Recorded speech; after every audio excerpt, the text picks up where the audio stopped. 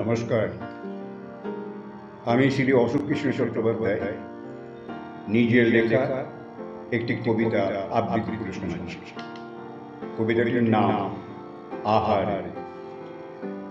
আমি এক আম গাছ, শান্তিপুর গ্রামের এক পুকুর পরে আমার অবস্থা। কর্ম করে বিধাতার বিচারে নাকি গাছ হয়ে জন্মেছি আমি। এ কথা শুনেছি আমি লোকেরই মুখে। আমার ছত্রছায়ায় যারা বসত, ধূমপান করত, তারাই একদিন কর্মফল, জন্মের কথা এইসব নিয়ে আলোচনা করছিল। তখনই জেনেছিলাম আমার গাছ হয়ে জন্মাবার কারণ। আজ আমার বয়স হল 40। যাদের পুকুর, সেই মুখুজ্জ বাড়ির সুবোধ আমাকে এই পুকুরের পূব দিকের পাড়ে খুব যত্ন করে মাটিতে পুঁতে দিয়েছি। ধীরে ধীরে আমি ছোট থেকে বড় হয়ে উঠেছি। অনেকবার আমার উপর অত্যাচার হয়েছিল, কখনো গরুতে, কখনো ছাগলে। আমার গজানো কচি কচি পাতাগুলো নির্মমভাবে চিপিয়ে গিয়েছি। তখন আমার খুব যন্ত্রণা হতো। আমি চিৎকার করতাম, কিন্তু কিন্তু কেউ শুনতে পেত না। কান্নায় চোখের জলে ভাসতাম, দুঃখে বুকটা আমার ফেটে যেত।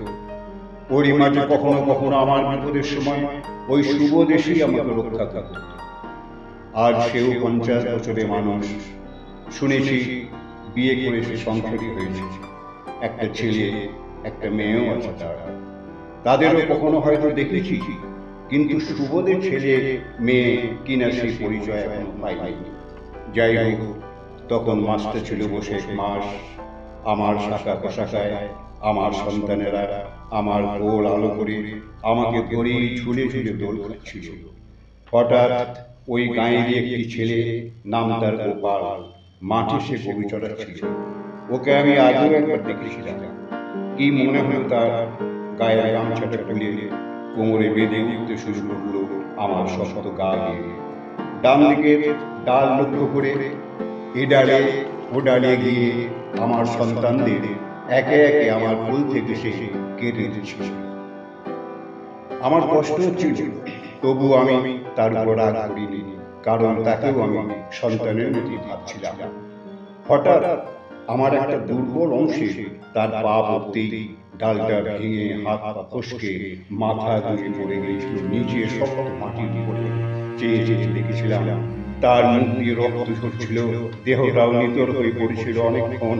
প্রাণটা আমার কেটে যাচ্ছিল ওর এই দশা দেখে। কিন্তু এমনি আমার কপাল, কাছে গিয়ে তাকে তুলে ধরবো শক্তি থাকলেও কোনো উপায় ছিল না আমার। ভগবানকে কত ডাকছিলাম, কিন্তু নিষ্ঠুর ভগবান কালা হয়ে আমার ডাক শোনার চেষ্টাও করছিল না। একটু পরে দেখেছিলাম দুজন মাঝ বয়সী ছেলে এসে গোপালের অবস্থা দেখে খুব চিৎকার করছিল। চিৎকার শুনে ছুটে এসেছিল আরো 5 জন মানুষ। দেখেছিলাম তারা গোপালকে কাঁধে তুলে গাঁয়ের দিকে রওনা হয়েছিল। নিয়ে গিয়ে হয়তো ডাক্তারও দেখিয়েছিল। আমি তখন চিন্তায় পাগলের মতো হয়েছিলাম। ভেবেছিলাম, ভগবান কেন ওকে অমন শাস্তি দিয়েছিল? আমাকে শক্তি দিয়েও কেন চলন শক্তি দেয়নি? কেন দেয়নি চিৎকার করে ডাকবার মতো ক্ষমতা? আমি তো মায়ের মতো, তাই মনটা সব সময় ভাবছিল, আহারে ছেলেটা কেমন আছে, কোথায় আছে কে জানে। আমি আজ বেঁচে আছি, কিন্তু ছেলেটার কথা মনে পড়লে চোখের জলকে আর আমি ধরে রাখতে পারি না। নমস্কার।